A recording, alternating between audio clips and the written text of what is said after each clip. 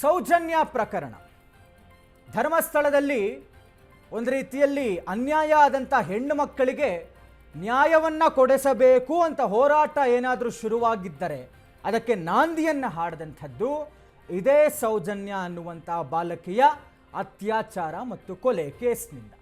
ಹೀಗಾಗಿ ಈ ಒಂದು ಪ್ರಕರಣ ಇನ್ನೂ ಕೂಡ 13 ವರ್ಷಗಳಾದರೂ ಕೂಡ ಜೀವಂತವಾಗಿರುವಂಥ ಒಂದು ಪ್ರಕರಣ ಇದೀಗ ಈ ಸೌಜನ್ಯ ಪ್ರಕರಣಕ್ಕೆ ರೆಡಿ ಆಯ್ತಾ, ಹೊಸ ಸ್ಕ್ರೀನ್ ಪ್ಲೇ ಅನ್ನುವಂಥ ಚರ್ಚೆ ಆಗ್ತಾ ಇದೆ.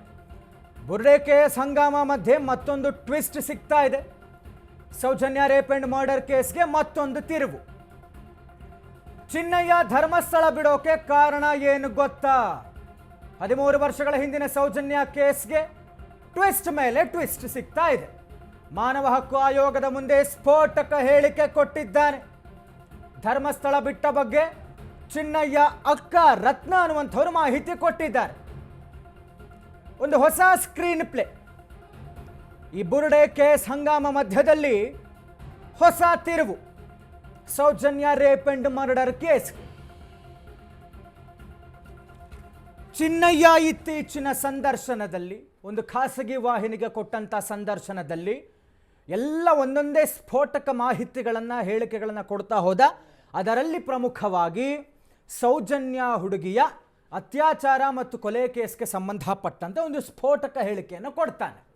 ಅದರಲ್ಲಿ ಆತ ಹೇಳ್ತಾನೆ, ಸೌಜನ್ಯ ಕೊಲೆ ಆದಂಥ ನಂತರದಲ್ಲಿ ಏನೆಲ್ಲ ಬೆಳವಣಿಗೆಗಳಾಯಿತು ಅದನ್ನು ನೋಡಿದಂತಹ ಪ್ರತ್ಯಕ್ಷದರ್ಶಿಗಳ ಬಗ್ಗೆ ನನ್ನ ಒಡನಾಟವಿತ್ತು. ಆ ಪ್ರತ್ಯಕ್ಷದರ್ಶಿಗಳೇ ನನಗೆ ಒಂದಷ್ಟು ವಿಚಾರಗಳನ್ನು, ಒಂದಷ್ಟು ಮಾಹಿತಿಯನ್ನು ನನ್ನೊಂದಿಗೆ ಹಂಚಿಕೊಂಡಿದ್ರು ಅನ್ನುವಂಥ ಒಂದು ಸ್ಫೋಟಕ ಮಾಹಿತಿ ಜೊತೆಗೆ ಮುಂದುವರೆದಂತೆ ಆತ ಹೇಳ್ತಾನೆ, ಈತನಿಗೆ ಮಾಹಿತಿ ಕಚೇರಿಯಿಂದ ಒಂದು ಆರ್ಡರ್ ಬರುತ್ತಂತೆ. ಈಕೆ ಅಂದರೆ ಸೌಜನ್ಯಗೆ ಸಂಬಂಧಪಟ್ಟಂಥ ವಸ್ತುಗಳು ಏನು ಆ ಜಾಗದಲ್ಲಿ ಬಿದ್ದಿತ್ತು ಅದೆಲ್ಲವನ್ನ ಈತನಿಗೆ ಸುಟ್ಟು ಹಾಕುವಂತೆ ಒಂದು ಆದೇಶ ಬಂದಿತ್ತಂತೆ. ಈ ಕೆಲಸವನ್ನು ಈತ ಆ ಜಾಗಕ್ಕೆ ಹೋಗಿ, ಸೌಜನ್ಯದೋ ಗೊತ್ತಿಲ್ಲ, ಒಟ್ಟಾರೆ ಆತನಿಗೆ 4ರಿಂದ 5 ಜೊತೆ ಚಪ್ಪಲಿಗಳು ಸಿಗತ್ತಂತೆ.